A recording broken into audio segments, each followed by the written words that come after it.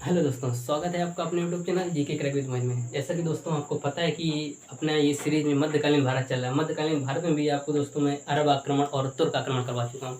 तो अरब आक्रमण किस तरीके से हमने देखा कि अरब आक्रमण मोहम्मद बिन कासिम किस तरीके से आता है और किस पर आक्रमण करता है, उस समय किस पर आक्रमण करता है, कौन सा युद्ध के नाम से जाना जाता है, रावर के युद्ध से। और दोस्तों उसके बाद हम देखते हैं कि पहला तुर्क आक्रमण कौन करता है, सुबुक्तगिन करता है, किसके ऊपर करता है, जयपाल के ऊपर करता है। जयपाल कहाँ के राजा थे? पंजाब के राजा हुआ करते थे और हिंदू शाही राजा हुआ करते थे दोस्तों। उसके बाद देखिए, उसके बाद आता है उसका बेटा महमूद गजनवी, जो बहुत ही फेमस का पर्सन मान लीजिए आप। 17 बार आक्रमण करता है भारत पे, कोई नॉर्मल सी बात नहीं। 17 बार आक्रमण करता है, किस प्रकार सोमनाथ मंदिर को लूटता है। उसके बाद दोस्तों आता है मोहम्मद गौरी। क्या आता है दोस्तों? मोहम्मद गौरी। अब मोहम्मद गौरी आता है तो मोहम्मद गौरी को देखिए किस प्रकार से भारत पर आक्रमण करता है, क्या करता है और किस प्रकार के कौन कौन से युद्ध होते हैं। तराइन का युद्ध, तराइन का द्वितीय युद्ध, पृथ्वीराज चौहान, उसके बाद चंदावर का युद्ध जो जयचंद के साथ होता है। और उसके बाद ये यहाँ पर दिल्ली वाले के सिक्के भी चलाता है, यानी कि जिसमें गणेश लक्ष्मी की मूर्ति भी हुआ करती थी उन सिक्कों में। और उसके बाद उसके 4 गुलाम हुआ करते थे, यालदौज, कुतुबुद्दीन ऐबक और कुबाचा और दोस्तों बख्तियार खिलजी। इनको चारों को भारत पर जब वो जाता है तो भारत पर छोड़ जाता है कि आप अलग अलग कब्जा कीजिए, अलग अलग रह करके आप सबको बांट देता है। तो जो कुतुबुद्दीन ऐबक हुआ करता था, कुतुबुद्दीन ऐबक को दोस्तों क्या था कि उसको अजमेर और दिल्ली दे दिया गया था। अब अजमेर और दिल्ली दे दिया गया था, बस यहीं से स्टार्ट होता है। क्या होता है दोस्तों? यहीं से स्टार्ट हो जाता है दिल्ली सल्तनत। आज मैं आपको दिल्ली सल्तनत पढ़ाऊंगा, यहीं से स्टार्ट हो जाता है दिल्ली सल्तनत।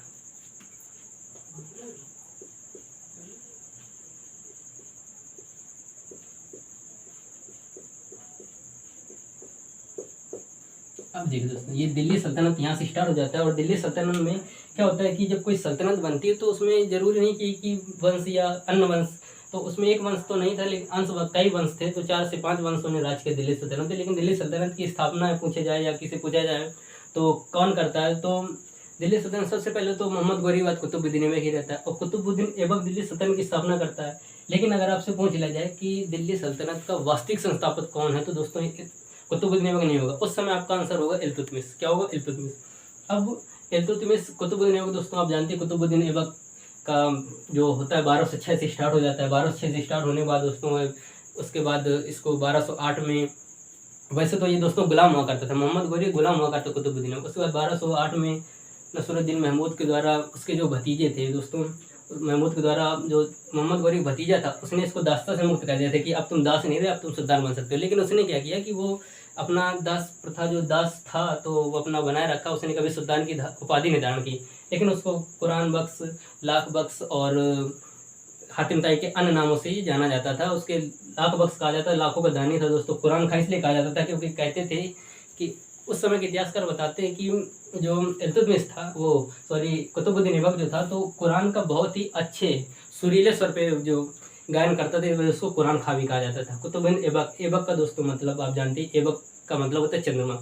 और हातिम ताई दोस्तों क्या होता है? ईश्वर का हाथ। क्या होता है? ईश्वर का दाहिना हाथ बोल देते हैं कि ईश्वर के ये ईश्वर का अवतरित। और उसने क्या किया था कि जब शुरू शुरू में बनता है तो कोई अगर अपना साम्राज्य स्थापित करता है, मान लीजिए कोई साम्राज्य स्थापित होता है, तो वो अपनी राजधानी कहीं ना कहीं बनाता है। और ये राजधानी दिल्ली में जो बनाता है, दिल्ली की राजधानी, वो उस समय लाहौर बनाता है। क्या करता है दोस्तों? दिल्ली सल्तनत की जो थी वो राजधानी क्या बनाता है? लाहौर बनाता है। लेकिन उसके बाद इसी का जो दामाद और इसी का गुलाम आता है इल्तुतमिश। इल्तुतमिश क्या करता है कि वो अपनी दोस्तों जो राजधानी है वो दिल्ली ले आता है। क्या ले आता है? दिल्ली। तो देखिए दोस्तों, आप दिल्ली सल्तनत के बारे में देखते हैं तो दिल्ली सल्तनत में किस किन वंशों ने राज किया, तो पहले हम वंश जान लेते हैं।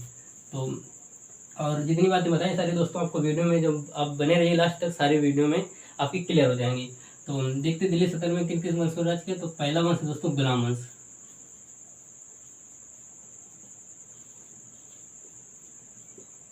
और दूसरा जो है दोस्तों खिलजी वंश,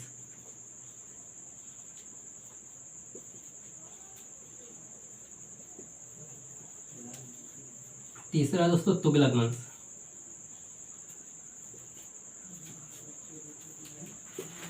और चौथा है सैयद वंश। क्या है दोस्तों? सैयद वंश।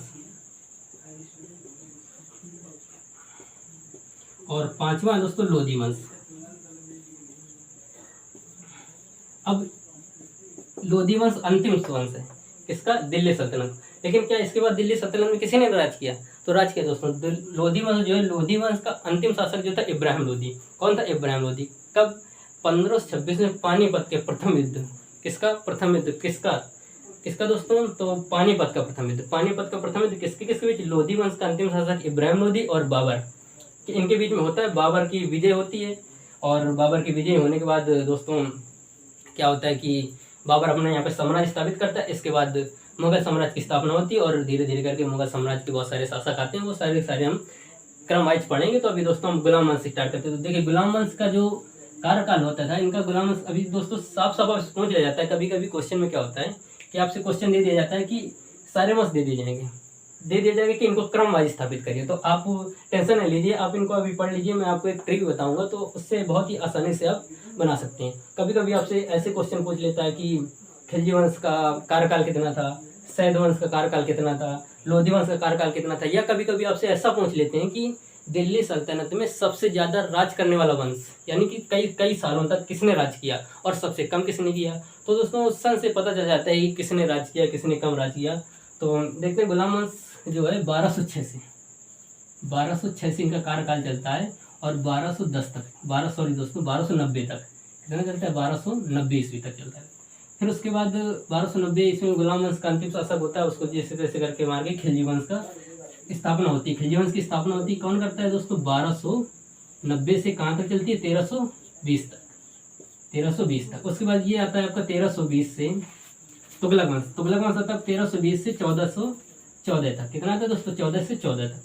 अब फिर उसके बाद आता है दोस्तों 14 से लेकर के 1451 तक, ये आपका चलता है सैयद वंश का कार्यकाल।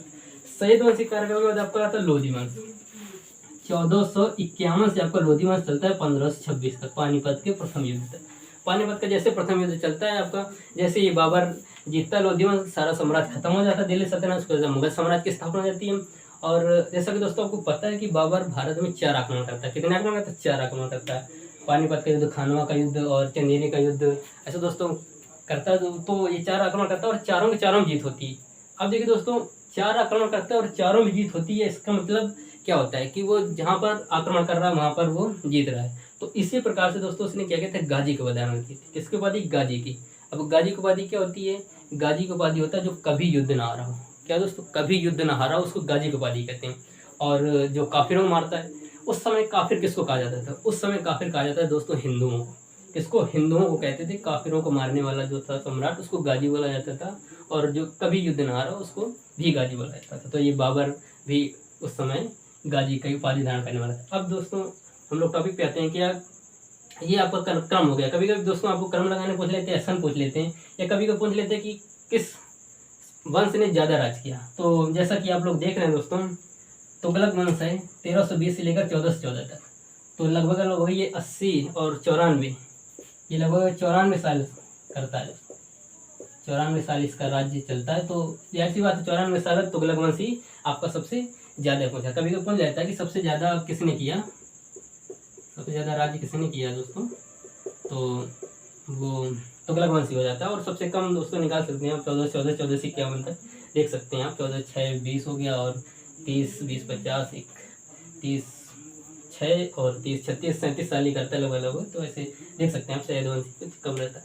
तो चलिए देखते हैं दोस्तों, आज हम टॉपिक वाइज पढ़ेंगे, हम सारी चीज़ें कवर करेंगे। तो हम अब आज देखते हैं गुलाम वंश। क्या दोस्तों? गुलाम वंश आज देखते हैं। गुलाम वंश क्या था, किसने किया, और गुलाम वंश में कितने शासक हुए, किस गुलाम वंश के अंतर्गत कौन कौन शासक आते हैं, किस किस शासक ने किस किस का निर्माण करवाया, कौन कौन से शासक कब कब मृत्यु या किस किस शासक के समय में कौन कौन सी लड़ाइयाँ हुई, तो देखते हैं। तो देखिए गुलाम वंश का संस्थापक तो मैं बता चुका हूँ। गुलाम वंश का संस्थापक कौन था दोस्तों? गुलाम वंश का संस्थापक था कुतुबुद्दीन का। कौन था? कुतुबुद्दीन। यही गुलाम वंश का संस्थापक था और यही दिल्ली सल्तनत का संस्थापक था, कुतुबुद्दीन। लेकिन अगर आपसे पूछ लिया जाए कि दिल्ली सल्तनत का वास्तविक संस्थापक, तो आपका आंसर चेंज हो जाता है। उस समय आपका दिल्ली सल्तनत का जो वास्तविक संस्थापक था, उस समय क्या होता है कि आपको इल्तुतमिश देना होता है। क्यों देना होता है? इसका भी कारण है। इसका कारण ये है कि दोस्तों जो कुतुबुद्दीन ऐबक था, तो वो तो दास था। वो किसका दास था? मोहम्मद गौरी का। उसको 1208 में हालांकि दास्ता से मुक्त कर दिया था उसके भतीजे ने, महमूद नाम था उसके भतीजे ने, तो अलग कर दिया था, दास्ता से मुक्त कर दिया था कि अब आप दास्ता नहीं रहे, आप राजा बन सकते। लेकिन कभी कभी क्या होता है कि अपने जो मालिक की भक्ति इतनी ज़्यादा हो जाती है कि नहीं करते वो लोग। तो उसने क्या किया, अपने आप को दास ही समझा, अपने आप को दास समझा, और दास समझने पर उसने क्या किया, कभी सुल्तान की उपाधि धारण नहीं की। उसने कभी अपने आप को ये नहीं दिखाया कि मैं सुल्तान हूँ, मैं राजा हूँ। वो बल्कि लाहौर के उस समय अमीर हुआ करते थे, लाहौर की दिल्ली के अमीर हुआ करते थे, तो उनका उन्हीं के हिसाब से ही चलता था। उन्होंने ही इसको राजा बनाया था, उन्होंने इसको राजा बनाया, उन्हीं के हिसाब से ही चलता था। अब उन्हीं के हिसाब से चलता था, तो इसने क्या किया था कि जो जितना इसका साम्राज्य था, उस साम्राज्य को इसने विकसित ना करके उसको सोचा था कि उसको विकसित ना करके उसी को मजबूत बनाऊं, उसी को सुदृढ़ीकरण करूं, उसी को अच्छा बनाने की कोशिश किया। तो इस वजह से लोग कहते हैं कि जितना था उसी में उसने वो किया। और यहाँ तक कि आपको कभी कभी ये भी देखने को मिलता है कि उसको क्यों नहीं माना जाता, क्योंकि इसने कभी कोई लड़ाई नहीं लड़ी। इसने गुलाम आजम कुतुबुद्दीन ऐबक ने 1206 से लेकर 1210 तक राज किया, लेकिन इसमें 4 साल में इसने कोई भी लड़ाई नहीं लड़ी। बहुत ही आराम से सादा जीवन व्यतीत करता था, राजा की उपाधि नहीं धारण की थी और गुलामों की तरह जीता था। और लाहौर के जो अंग्रेज वो थे दोस्तों, लाहौर के जो अमीर थे उनकी बात मानता था। तो इस प्रकार से, और जो इल्तुतमिश था, इल्तुतमिश इसके विपरीत था। उसने क्या किया कि साम्राज्य विस्तारवादी नीति अपनाई और साम्राज्य में उसने भी, हालांकि साम्राज्य में जो अपना राजा जो होता है दोस्तों, अपने साम्राज्य को मजबूत करने की कोशिश करता है, तो उसने भी यही कोशिश किया। लेकिन उसने अमीरों के खिलाफ जा करके उसने कहा मैं राजा हूँ, मैं राजा की तरीके रहूँगा, अमीरों की बात क्यों मानूँ। तो इस प्रकार उसको इल्तुतमिश को दिल्ली सल्तनत या गुलाम वंश का वास्तविक संस्थापक माना जाता है। तो देखते हैं पहला इसमें क्या आता है। गुलाम वंश के अंतर्गत जो दोस्तों आता है, तो पहला आता है आपका कुतुबुद्दीन ऐबक। क्या था दोस्तों? कुतुबुद्दीन ऐबक। कुतुबुद्दीन ऐबक के बाद में इसी का लड़का थोड़ी देर के लिए आराम सा कुछ सालों के लिए बैठता है, लेकिन उसका कोई इंपॉर्टेंट नहीं, तो हम आगे पढ़ेंगे इल्तुतमिश। इल्तुतमिश के बाद में एक और बैठता है दोस्तों, शमसुद्दीन, एक और बैठता है बीमार के नाम से, उसको बैठते हैं। फिर उसके बाद कोई ज़्यादा उसका भी रोल नहीं रहता। तो इसके बाद सीधे हम पढ़ेंगे रजिया सुल्तान। क्या पढ़ेंगे? रजिया सुल्तान।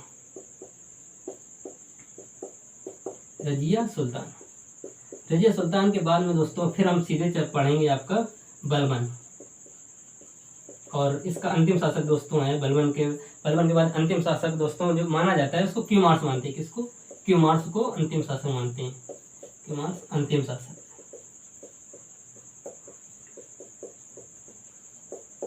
अंतिम शासक क्यूमार्स को माना जाता है। अब कुतुबुद्दीन ऐबक का जो कार्यकाल था वो था 1206 से लेकर के 1206 से लेकर के 1210 तक इसका कार्यकाल होता है। उसके बाद कुछ समय के लिए आराम सा बैठता है, तो आराम सा तो अयोग्य शासक था, उस वजह से इल्तुतमिश उसकी हत्या करके अपना बैठ जाता है। तो ये 1211 से स्टार्ट होता है इसका कार्यकाल और चलता है 1236 तक। 1236 चलता है। कुछ महीनों के लिए बीच में एक और राजा बैठता है, तो उसका भी कुछ था नहीं, वो रजिया सुल्तान का भाई था। तो उस समय दोस्तों कुछ होता नहीं, तो रजिया सुल्तान फिर क्या करती है कि रजिया सुल्तान फिर बैठती है और रजिया सुल्तान 1236 से लेकर के 1240 तक। और दोस्तों इंपॉर्टेंट मार्क करिएगा, पूछ लेता है आपसे कभी कभी कि कौन सी ऐसे प्रथम महिला शासिका, दिल्ली सल्तनत की प्रथम महिला शासिका पूछ लेता है दोस्तों, दिल्ली सल्तनत की प्रथम महिला शासिका। और ये दिल्ली सल्तनत क्या है दोस्तों? प्रथम महिला शासिका ही है। ये हर जगह अगर प्रथम महिला शासिका की बात आ जाती है तो रजिया सुल्तान ही है। 1236 1240 तक राज किया। उसके बाद ये भी लड़की है, तो कब तक दोस्तों राज करती है? तो मारी गई। उसके बाद क्या है कि आपका बलबन आता है। बलबन राज करता है और उसके बाद क्यूमार्स आता है। बलबन ने काफ़ी दिन तक राज किया था। और जब हम बलबन पर आएंगे दोस्तों, हम लाइन से एक एक पढ़ेंगे, और जब बलबन आए तो बलबन की बहुत सारी चीज़ें आपको बताऊंगा। उसके बाद अंततः क्यूमार्स आता है और 1290 में अंततः सारा। फिर उसके बाद दोस्तों खिलजी वंश का एक आता है, जो इसका खिलजी वंश का आता है दोस्तों, इनका सेनापति हुआ करता था, तो इसको मार करके वो खिलजी वंश की स्थापना करता है। तो अभी हम कुतुबुद्दीन ऐबक के बारे में पढ़ते हैं। तो कुतुबुद्दीन ऐबक ने दोस्तों क्या किया, किस तरीके से जीवन यापन किया, किस तरीके से क्या क्या उसने बनवाया, कौन सी उपाधि धारण की, किस तरीके से उसका जीवन काल 4 साल का काटा, किस तरीके से उसकी मृत्यु हुई दोस्तों। तो चलिए देखते हैं कुतुबुद्दीन ऐबक दोस्तों 1206 में गद्दी पर बैठा। कब बैठा? 1206 में इसका राज्याभिषेक हुआ था। और कभी को बोल लेते इसका राज्याभिषेक हुआ कहाँ था? तो दोस्तों जहाँ इसकी राजधानी वहीं इसका राज्याभिषेक, लाहौर। राजधानी इसने क्या बनाई? अपनी राजधानी दोस्तों लाहौर बनाई। लाहौर क्यों? क्योंकि लाहौर के जो अमीर थे दोस्तों, उसी की वजह से कुतुबुद्दीन ऐबक गद्दी पर बैठा। क्योंकि एक गुलाम को गद्दी पर कैसे स्वीकारा जा सकता है? लेकिन जब उसी के अंदर पर काम करता रहा तो दोस्तों इससे खुश होकर के कुतुबुद्दीन ऐबक को कुछ सालों के लिए बना दिया, बल्कि वो 1210 में उसकी मृत्यु ही हो गई थी। अब इसको 1208 में दोस्तों 1208 में दास्ता से मुक्त कर दिया गया था। दास्ता से मुक्त कर दिया गया था। किसने किया था? मोहम्मद गौरी का दास था, तो उसी के एक भतीजा था महमूद करके, तो उसने इसको दास्ता से मुक्त कर दिया था कि आप जाओ दास्ता से मुक्त। और फिर इसने दोस्तों 1209 में जो है बहुत ही फेमस है दोस्तों कुतुबुद्दीन ऐबक की कुतुब मीनार। कुतुब मीनार का निर्माण इसने प्रारंभ करवाया 1209 में। और 1210 में दोस्तों क्या होता है कि इसकी मृत्यु हो जाती है। 1210 में इसकी मृत्यु हो जाती है। अब मृत्यु होती कैसे है? अब कुतुबुद्दीन ऐबक दोस्तों मृत्यु होती है उसकी चौगान खेलते समय। चौगान क्या है? पोलो देखा होगा अपने दोस्तों, घोड़े पर बैठ करके एक स्टिक से लेकर बॉल को मारते हैं, तो उसी प्रकार कुछ खेल था। तो चौगान खेलते समय घोड़े से गिर जाता है तो उसकी मृत्यु हो जाती है। अब कुतुबुद्दीन ऐबक के समय में देखिए दोस्तों, कुतुबुद्दीन ऐबक था, तो कुतुबुद्दीन ऐबक को उपाधियां भी मिली थी। उपाधि, इसकी उपाधि जो थी, इसको अन्य नामों से पुकारा जाता था। वो नाम थे कुरान खां। जैसे कि दोस्तों आपको बता चुका हूँ कुरान खां क्यों कहा जाता था, क्योंकि ये कुरान का वाचन जो है दोस्तों बहुत ही सुरीले आवाज पर करता था। कुरान बहुत ही सुरीले आवाज पर पढ़ता था। हालांकि ये पढ़ा लिखा नहीं था, लेकिन बताते हैं कुरान बहुत ही अच्छे उससे पढ़ता था। उसके बाद आता है आपका लाख बख्श। अब लाख बख्श से नाम से जाना था। लाख बख्श यानी बख्शीश देने वाला। लाखों का दानी कौन था दोस्तों? कुतुबुद्दीन ऐबक था। कौन था दोस्तों? कुतुबुद्दीन ऐबक, लाखों का दानी, इसलिए इसको लाख बख्श भी कहा जाता था। और इसी को दोस्तों एक हातिम ताई ईश्वर का दोस्तों माना जाता है कि ईश्वर से ये नज़दीक है ईश्वर के, और ईश्वर का दाहिना हाथ भी कह सकते हैं इसको, हातिम ताई, इसलिए इसको हातिम ताई कहा जाता था। और कुतुब मीनार उसने दोस्तों बनवाए थे, तो क्यों बनवाए थे? कुतुबुद्दीन वो थे दोस्तों औलिया थे। कौन थे? एक मतलब गुरु थे इनके, मुस्लिम धर्म के गुरु थे। तो उनका नाम था बख्तियार, उनका नाम तो दोस्तों काकी के नाम से जाना जाता था उनको। काकी, अंतिम उनके जो उपाधि थे वो काकी। तो उनके कुतुबुद्दीन की जो दोस्तों थे काकी, तो उनकी वजह से इन्होंने क्या किया था, उन्हीं की याद में उन्होंने कुतुब मीनार का निर्माण किया था। अब देखिए दोस्तों, कुतुबुद्दीन ऐबक के बाद राज कौन करता है? इल्तुतमिश। तो इल्तुतमिश क्या था? कुतुबुद्दीन के समय पर इल्तुतमिश जो था दोस्तों, इल्तुतमिश जो था तो वो था दोस्तों बदायूं का गवर्नर हुआ करता था। बदायूं का गवर्नर, इसको बदायूं का गवर्नर बनाया गया था। कुतुबुद्दीन ऐबक बदायूं गवर्नर बनाया गया था। कुतुबुद्दीन ऐबक को दोस्तों कुरान खां, लाख बख्श और हातिम ताई राजनीति 1206 में लाहौर में होता है, राजधानी लाहौर बनाता है। 1208 में दास्ता मुक्त करते हैं। 1209 में कुतुब मीनार बनाता है बख्तियार काकी की याद पे, कुतुब की काकी की याद में। 1209 में मृत्यु हो जाती है दोस्तों। कैसे? चौगान खोलते समय बताया दोस्तों। चौगान यानी कि बताया दोस्तों, चौगान क्या है? पोलो की तरह ही एक खेल होता था, घोड़े में बैठ करके चौगान खेलते समय मृत्यु हो जाती है। घोड़े से गिर जाता है तो उस समय मृत्यु हो जाती है। और दोस्तों क्या होता है कि ये एक अन्य निर्माण करवाता है, एक और निर्माण है इसका, कुव्वत उल इस्लाम मस्जिद। कुव्वत उल इस्लाम मस्जिद, ये दोस्तों मस्जिद है, इंपॉर्टेंट मार्क करिएगा। और एक और है इसका 2.5 दिन का झोपड़ा। वैसे दोस्तों 2.5 दिन का झोपड़ा जो है ये बनवाना स्टार्ट कर दिया था गौरी ने, लेकिन गौरी नहीं बनवा पाया। और ये अजमेर में था। कहाँ था दोस्तों? अजमेर में है। और कुव्वत उल इस्लाम मस्जिद दिल्ली में है। ये इंपॉर्टेंट क्यों है दोस्तों? कुव्वत उल इस्लाम मस्जिद इंपॉर्टेंट क्यों है? इसलिए इंपॉर्टेंट है कि ये भारत की जो है पहली मस्जिद मानी जाती है। पहली मस्जिद है भारत की, पहली मस्जिद भारत की मानी जाती है कुव्वत उल इस्लाम मस्जिद, इसलिए इंपॉर्टेंट है। आपसे पूछ लिया जाए कि पहली मस्जिद कौन सी है, तो कुव्वत उल इस्लाम मस्जिद है। 2.5 दिन का झोपड़ा क्या दोस्तों? 2.5 दिन का झोपड़ा। 2.5 दिन के झोपड़े दोस्तों आपसे पूछ लिया जाए कि हरी केली एक रचना दोस्तों, क्या है? हरी केली एक रचना। इसकी पंक्तियां 2.5 दिन के झोपड़े में लगी हुई हैं। 2.5 दिन के झोपड़े में हरी केली की पंक्तियां लगी हुई हैं, ठीक है। तो ये लगी हुई संस्कृत भाषा में लिखी हुई है दोस्तों हरी केली, और इसमें लिखी हुई है 2.5 दिन के झोपड़ा में पंक्तियां लिखी हुई, कुछ पंक्तियां जो हरी केली रचना है हरी केली की उसकी लिखी हुई है। तो दोस्तों ये था कुतुबुद्दीन ऐबक। अब दोस्तों कुतुबुद्दीन ऐबक के बाद में कुछ दिन के लिए बैठता है आराम से, लगभग 7-8 महीने के लिए बैठता है आराम से, लेकिन वो एक अयोग्य शासक हुआ करता है। क्या दोस्तों? एक अयोग्य शासक हुआ करता है तो उसका कोई मतलब नहीं रह जाता शासन में। तो फिर कुतुबुद्दीन ऐबक के बाद में क्या होता है कि इसी का दामाद, कौन दोस्तों? इसी का दामाद, इसकी जो दूसरी लड़की थी उसकी शादी ये इल्तुतमिश से कराता, जो कहाँ इसके समय में क्या था? इल्तुतमिश बदायूं। कभी कभी पूछ लेते दोस्तों कि इल्तुतमिश कुतुबुद्दीन ऐबक के समय पर क्या था, तो क्या था, बदायूं का गवर्नर था। क्या था, बदायूं का गवर्नर था। ये भी पूछ लेते हैं, बहुत सिंपल सिंपल सवाल पूछते हैं दोस्तों, कुतुबुद्दीन ऐबक का इल्तुतमिश से क्या रिश्ता था। दामाद था और गुलाम भी था, इसका गुलाम हुआ करता था और दामाद भी हुआ करता था। तो इसके बाद आराम से बैठता, उसका कोई दोस्तों रोल नहीं रहता ज़्यादा, तो उसके बाद सीधे आते हैं इल्तुतमिश पर। तो अब हम लोग दोस्तों देखते हैं इल्तुतमिश। इल्तुतमिश ने क्या क्या किया, क्या क्या जगह थी, तो चलते देखते हैं इल्तुतमिश।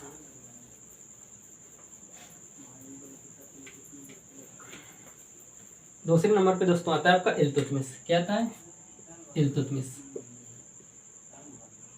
इल्तुतमिश ने क्या किया था, जैसा कि बताया था दोस्तों मैंने कि जो कुतुबुद्दीन ऐबक था दोस्तों, उसने क्या किया था कि उसने अपने राज्य पर साम्राज्यवादी विस्तार नीति नहीं अपना करके वो अपने राज्य को, समाज को सुरक्षित करना चाहता था और उसको बढ़ावा देना कि अंदर ही अंदर आप मजबूत हो जाओ, अंदर ही अंदर आप मजबूत हो जाओ। लेकिन इल्तुतमिश का काम क्या था कि और उसके समय पे कोई लड़ाई भी नहीं हुई थी, देखा जैसे दोस्तों कोई भी युद्ध उसके समय पर नहीं हुआ था। लेकिन इल्तुतमिश के समय पर भी कोई युद्ध नहीं हुआ था, एक युद्ध हुआ था केवल इल्तुतमिश के समय पर।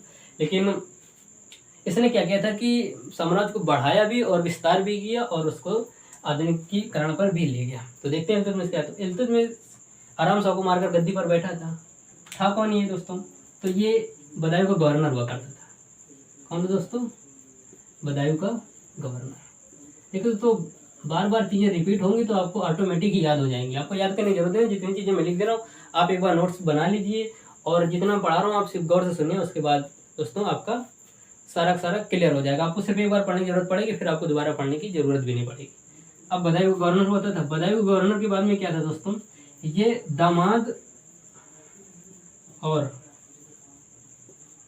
गुलाम किसका, कुतुबुद्दीन ऐबक का। गौर करने वाली बात है दोस्तों, जो खुद गुलाम है उसका भी कोई गुलाम है।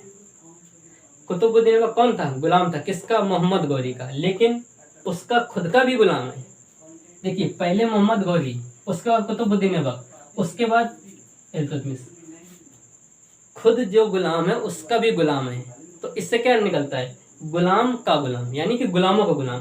तो इसको दोस्तों कहा भी जाता था, इसको क्या कहा जाता था, इंपॉर्टेंट मार्क करिएगा, कभी कभी कौन कहते हैं, गुलामों का गुलाम, गुलामों का गुलाम, गुलामों गुलाम इल्तुतमिश को कहा जाता था। इसका कार्यकाल दोस्तों बता दें तो इसका कार्यकाल 1210 से लेकर के 10 क्या 11 मान लेते हैं दोस्तों, 1211 से लेकर के 1211 से लेकर के 1236 तक इसका इल्तुतमिश का कार्यकाल होता है। इसको गुलामों को गुलामी कहा जाता है। क्या कहा जाता है, गुलामों का गुलामी कहा जाता है।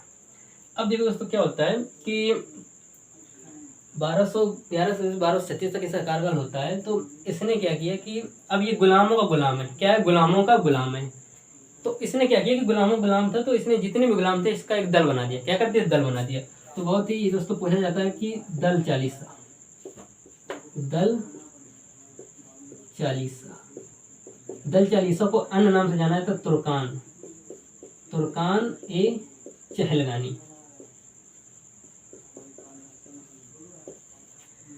दल चालीसा या तुर्कान ए चहलगानी ये क्या था, जिस प्रकार से बोला दल चालीसा, चालीसा मतलब 40 किसका, सरदारों का या गुलामों का।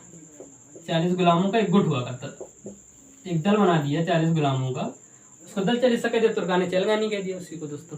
ठीक है, अब इसने क्या किया, उस खुद गुलाम था, उसने गुलाम 40 गुलामों का एक दल बना दिया और उसको क्या कर दिया कि दल चालीसा नाम दे दिया, तुर्कान चलगानी कर दिया। अब दोस्तों देखिए कि आपको जब पढ़ाऊंगा क्या बलबन, तो इसी दल चालीसा का एक बलबन निकल कर आएगा और कौन होगा, अंतिम होगा। जो दल चालीसा का अंतिम गुलाम था वो कौन था, बलबन। और क्या करता है, अंततः राज करता है गुलाम वंश में, गुलाम वंश में अंततः राज करता है। गुलाम वंश को दोस्तों एक अन्य नाम से भी जाना था, ममलुक वंश। किस नाम से जाना था, ममलुक वंश, ममलुक वंश अन्य नाम है दोस्तों गुलाम वंश का। अब देखिए दोस्तों, गुलाम वंश इसके बाद ये करता है, उसके बाद ये क्या करता है कि अपने जो साम्राज्य था इसका उस पर बहुत ही बदलाव करता है। क्या करता है, बदलाव करता है। बदलाव कैसे करता है, तो क्या होता है कि ये शुद्ध अरबी के सिक्के चलवाता है। क्या करता है दोस्तों, शुद्ध अरबी के सिक्के, शुद्ध अरबी के सिक्के चलवाता है। शुद्धर्मी सिक्के क्या क्या है, दो सिक्के चलवाता है। कौन से? दो सिक्के चलवाता है, एक टंका और दोस्तों एक जीतल। टंका जीतल, ये दो सिक्के थे, टंका और जीतल। टंका दोस्तों चांदी का हुआ करता है, जीतल कांसे का हुआ करता है, और ये दोनों सिक्के चलवाता है, टंका और जीतल। और दोस्तों इल्तुतमिश जो था तो इसने सिक्के चलवाया टंका और जीतल। अब देखिए दोस्तों, यही क्या करता है, एक और स्थापना करता है। किसकी स्थापना करता है? तो ये स्थापना करता है दोस्तों एकता प्रणाली की। किसकी? एकता प्रणाली। ये सारे क्वेश्चन है दोस्तों आपके, जितने भी लाइन में लिखे हैं सारे आपको क्वेश्चन बनते हैं। पूछ लिया जाता है इल्तुतमिश किसके समय को? कुतुबुद्दीन ऐबक समय क्या था? बदायूं गवर्नर था। दामाद और गुलाम कुतुबुद्दीन ऐबक का, गुलामों का गुलाम कुतुबुद्दीन ऐबक को कहा जाता है। दल चालीसा तुर्कानी चलगान की स्थापना इल्तुतमिश। शुद्धर्मी टंका और जीतल किसके द्वारा? इल्तुतमिश के द्वारा। एकता प्रणाली किसके द्वारा? इल्तुतमिश के द्वारा। ये सारे के सारे क्वेश्चन है दोस्तों। एकता प्रणाली क्या होती है? एकता प्रणाली होती है कि काम के बदले भूमि देना। क्या दोस्तों? काम के बदले भूमि देना। काम के बदले वैसे तो बहुत सारी जगह पैसे मिलता है, लेकिन ये क्या करता था? काम के बदले भूमि देता था। क्या करता है दोस्तों? भूमि देता था। और इल्तुतमिश अगर पूछा जाए कि इल्तुतमिश कौन था, तो इल्बरी तुर्क था। ये सारे दोस्तों क्या थे? इल्बरी तुर्क थे। इनकी जो तुर्की है वो इल्बरी तुर्क के थे। तुर्क तो दोस्तों आपको पता है कि मोहम्मद गौरी आया था, वो तुर्क का ही था, उसी यही सब छोड़ गया था, तो इल्बरी तुर्क का करते हैं। अब क्या होता है दोस्तों, इल्तुतमिश से क्या होता है कि हमने जैसे पिछले वीडियो में देखा कि तराइन का प्रथम युद्ध और तराइन का द्वितीय युद्ध, तराइन का प्रथम युद्ध और तराइन का द्वितीय युद्ध हमने देखा 1191 और 1192 पृथ्वीराज चौहान और मोहम्मद गौरी के बीच में होता है। लेकिन तराइन का तृतीय युद्ध इसके समय पर होता है, और इसी का कारण होता है इल्तुतमिश और याल्दौज। किसके कारण? इल्तुतमिश और याल्दौज के बीच में होता है तराइन का तृतीय युद्ध। क्यों होता है? तो हम वो बता दें दोस्तों क्यों होता है। याल्दौज कौन था? याल्दौज बताया दोस्तों कुतुबुद्दीन ऐबक, बख्तियार खिलजी और कुबाचा, चार नाम बताया दोस्तों। उसी में याल्दौज कौन था? कुतुबुद्दीन ऐबक का साथी था, सेनापति था, और उसी ने क्या किया था कि इस पर चढ़ाई कर दी थी। क्यों कर दी थी भाई? ये गुलाम था उसका। किसका? कुतुबुद्दीन ऐबक का। क्यों गुलाम था? इसको राजा बनने का अधिकार नहीं, क्योंकि राजा बनने का अधिकार जिस तरीके से देखा है तो राजा बनने का अधिकार लड़कों को ही होता है। लेकिन इसने उससे लड़के को मार दिया था, तो उसने क्या किया था कि इस पर चढ़ाई कर दी थी कि तुम तो मेरे दोस्त की लड़के को मार करते हो, खुद गद्दी पर बैठे जा रहे हो, बल्कि तुम तो मेरे दोस्त के गुलाम हो। तो इस वजह से इल्तुतमिश पर आक्रमण कर देता है याल्दौज। तो इल्तुतमिश और याल्दौज के बीच में पानीपत तराइन का तृतीय युद्ध होता है। तराइन का तृतीय युद्ध किसके? इल्तुतमिश और याल्दौज के बीच में होता है। ठीक है दोस्तों। अब इल्तुतमिश में क्या होता है कि इल्तुतमिश, आपसे एक बहुत ही इंपॉर्टेंट क्वेश्चन बताने जा रहा हूँ। इंपॉर्टेंट क्वेश्चन क्या है कि कभी कभी पूछ लेते हैं कि दिल्ली सल्तनत में किसके समय पर मंगोलों का आक्रमण हुआ था? पहला मंगोलों का आक्रमण किसके समय पर हुआ था? तो हुआ नहीं था दोस्तों इस प्रकार से, जैसे कि इल्तुतमिश के समय पर हुआ था। मंगोल कौन था? चंगेज खान था। कौन था दोस्तों? चंगेज खान था। तो इल्तुतमिश क्या था कि चंगेज खान से एक व्यक्ति भाग कर आया था। चंगेज खान से गद्दारी करके एक व्यक्ति भाग कर आया था इल्तुतमिश के बारे में। इल्तुतमिश से कहता है कि आप यहाँ के राजा हो दिल्ली सल्तनत के, तो आप मुझे शरण दे दीजिए, कृपया मुझे शरण दे दो, मुझसे चंगेज खान से बचा लो। तो वो क्या करता है कि वो जानता है कि भाई अभी तो मैं नया शासक बना हूँ, इतनी जल्दी तो मैं चंगेज खान को पराजित नहीं, क्योंकि चंगेज खान उस समय बहुत ही नामी प्रतापी राजा हुआ करता था, उसने कई जगह जीत हासिल की थी। तो इल्तुतमिश ने सोचा कि यार इतनी जल्दी तो मैं उससे जीत नहीं पाऊंगा। तो उसने क्या किया था, इल्तुतमिश ने उसको शरण देने से मना कर दी। अब जब उसने शरण देने से मना कर दी तो क्या हुआ कि जो चंगेज खान आया तो उस व्यक्ति को पकड़ के ले गया अपना। तो उस समय ये भी कहा जाता है कि जो इल्तुतमिश था बहुत समझदारी की उसने। भारत पर मंगोलों को आक्रमण को बचाने वाला कौन था? इल्तुतमिश था। कौन था दोस्तों? इल्तुतमिश था। और दोस्तों ये था इल्तुतमिश। ये और इल्तुतमिश को दोस्तों एक और कहा जाता है, इल्तुतमिश को दोस्तों कहा जाता है मकबरा। दोस्तों मकबरा की जो देन है वो इल्तुतमिश है। मकबरा पहला मकबरा किसने बनवाया था? इल्तुतमिश ने ही बनवाया था दोस्तों, शमसुद्दीन महमूद के लिए मकबरा बनवाया था इल्तुतमिश ने। ठीक है दोस्तों। अगर प्रथम मकबरा कह दिया तो इल्तुतमिश ही बनाया था। और दोस्तों अगर आपसे पूछ लिया जाए कि गुम्बद क्या बोले, जो गुम्बद बने होते हैं इस प्रकार से, आपका देखिए ये आपके खम्भे और इस पर गुम्बद जो बने होते हैं ये गुम्बद, तो पूछ रहे गुम्बद और गुम्बद और मेहराब की देन किसकी है? तो दोस्तों वो आप कुतुबुद्दीन ऐबक हो जाएगा। कौन हो जाएगा? गुम्बद की देन कुतुबुद्दीन ऐबक। अब देखिए दोस्तों कुतुबुद्दीन ऐबक ने क्या किया था कि 1209 में, गौर करिएगा 1209 में उसने क्या किया था? कुतुब मीनार का निर्माण स्टार्ट करवाया था। लेकिन अगले साल उसकी मृत्यु हो गई, तो उसने तो पूरा नहीं करवाया। तो दिल्ली का जो क्या है दोस्तों, कुतुब मीनार, क्या दोस्तों दिल्ली की जो कुतुब मीनार है, कुतुब मीनार इस समय कितने खंड की है दोस्तों? 5 खंड की है कुतुब मीनार। दोस्तों बनती 5 खंड कुतुब मीनार है। तो जो पहला खंड है दोस्तों ये बनवाया था आपको किसने? कुतुबुद्दीन ऐबक ने। किसने बनाया था? कुतुबुद्दीन ऐबक ने। लेकिन अन्य जो 1 2 3 4 ये अन्य जो 4 खंड है दोस्तों ये किसने बनाते हैं? इल्तुतमिश ने। अब यहाँ गौर करिएगा, ये दोस्तों बनवाता है तुगलक वंश के फिरोज शाह तुगलक। क्यों बनवाता है? क्योंकि कुछ क्षतिग्रस्त हो जाते, बिजली गिर जाती है, तो उसके बाद ये फिरोज शाह तुगलक से बनवाता है। अब देखिए दोस्तों, अगर आपसे पूछ लिया जाए कि जो कुतुब मीनार है उसका कार्य किसने पूर्ण करवाया था, कुतुब मीनार का कार्य किसने पूर्ण करवाया था, तो हो सकता है आपने बहुत सारे लोग देखें कि 5वां मंजिल तुगलक ने बनवाया था, तो तुगलक ने नहीं दोस्तों। ये कुतुब मीनार जो है ये 4 ही खंड की हुआ करती थी। कितने खंड की? 4 ही खंड की हुआ करती थी। इसको जब कुतुबुद्दीन ऐबक ने बनवाना स्टार्ट किया था तो उसने सोचा ही था कि मैं 4 खंड की बनाऊंगा। क्या सोचा था उसने? 4 खंड की बनाऊंगा। तो चारों खंड किसने पूर्ण करवा? इल्तुतमिश ने। तो आप बहुत गौर से देखिए, क्वेश्चन गौर करिएगा कि इल्तुतमिश ने कुतुब मीनार का निर्माण पूरा करवाया। कौन सी मंजिल तक? 4 मंजिल तक। और मंजिल कितनी थी? 4 ही थी, इसलिए उसका काम पूरा हो गया। लेकिन जब बिजली गिरी तो इसमें क्षतिग्रस्त हो गया, तो उस क्षतिग्रस्त को पूरा करने के लिए फिरोज शाह तुगलक ने दोस्तों क्या किया कि बनवाया, और बनवाने के बाद उसने सोचा कि लाओ एक और ऊपर बना दी, तो एक और उसने 5वीं मंजिल बनवा दी। उसके बाद इसमें सिकंदर लोदी का भी काम आता है, और इस प्रकार से फिर दोस्तों इसको विश्व विरासत सूची में भी स्थापित स्थान दे दिया जाता है। इस प्रकार से दोस्तों दिल्ली को इस्लाम मस्जिद का दिल्ली के जो दोस्तों कुतुब मीनार का जो राज है वो दोस्तों आपका ये है। तो दोस्तों अब इसके आगे का दोस्तों इसके आगे आता है आपके क्या आता है? इसके आगे दोस्तों आती है आपकी रजिया सुल्तान। अब रजिया सुल्तान दोस्तों वीडियो लंबा हो जाएगा, रजिया सुल्तान तो मैं इस वीडियो पर नहीं पढ़ाऊंगा, अगले वीडियो पर रजिया सुल्तान और सारा के गुलामों से मैं खत्म कर दूंगा। तो दोस्तों अभी हमने क्या पढ़ा? हमने पढ़ा किस प्रकार से कितने वंश आते हैं दिल्ली सल्तनत में। 5 प्रकार के वंश आते हैं। अब देखिए दोस्तों 5 प्रकार के वंश आते हैं, तो उनकी ट्रिक एक जान लीजिए आप। ट्रिक मैं आपको बता दूं कि बहुत ही दोस्तों ट्रिक है, सरल से ट्रिक है और बहुत ही चलती भी है। तो उसका नाम है ट्रिक है दोस्तों गुल खिला तो शायद लोधी मिले। गुल यानी दोस्तों मान लीजिए कोई फूल खिला तो शायद लोधी मिले। तो गुल से दोस्तों गुलाम वंश हो जाएगा, खिला से आपका खिलजी वंश हो जाएगा, तो उससे आपका तुगलक वंश हो जाएगा, शायद से सैयद वंश हो जाएगा, लोधी से दोस्तों लोधी वंश हो जाएगा, मिले से दोस्तों आपका लोधी वंश के बाद क्या होता है? मुगल साम्राज्य की स्थापना होती है 1526 पानीपत के युद्ध में। तो किस प्रकार से हमने दोस्तों देखा कि दिल्ली सल्तनत में किन किन ने कौन कौन से वंशों ने राज किया, उनके कार्यक्रम क्या है, उनके जो क्रम क्या क्या है, उनके कालक्रम क्या क्या है, और उसके बाद किसने गुलाम वंश की स्थापना की। गुलाम वंश को अन्य नाम से मुगल वंश से नाम जाता है। किसने किया है? कुतुबुद्दीन ऐबक ने। कुतुबुद्दीन ऐबक इल्तुतमिश होता है, गुलामों को गुलाम कहलाता है। इसके बाद दोस्तों आपका आता है रजिया सुल्तान। क्या आता है? रजिया सुल्तान। तो रजिया सुल्तान अगले वीडियो में दोस्तों मैं गुलाम वंश पूरी तरीके से खत्म कर दूँगा। तो दोस्तों आज के लिए इतना ही। कैसा लगा वीडियो? अगर वीडियो अच्छा लगा है तो वीडियो को लाइक करें और अपने दोस्तों के साथ शेयर करें, और दोस्तों चैनल को सब्सक्राइब करने पास में बने बेल आइकन को भी दबा लें, जिससे आने वाले वीडियो की नोटिफिकेशन जल्दी मिल जाए। और दोस्तों SSC MTS का भी आपका प्रीवियस ईयर क्वेश्चन पेपर चल रहा है, तो आप वहाँ जाकर अपने तैयारी भी जा सकते हैं। तो थैंक यू दोस्तों।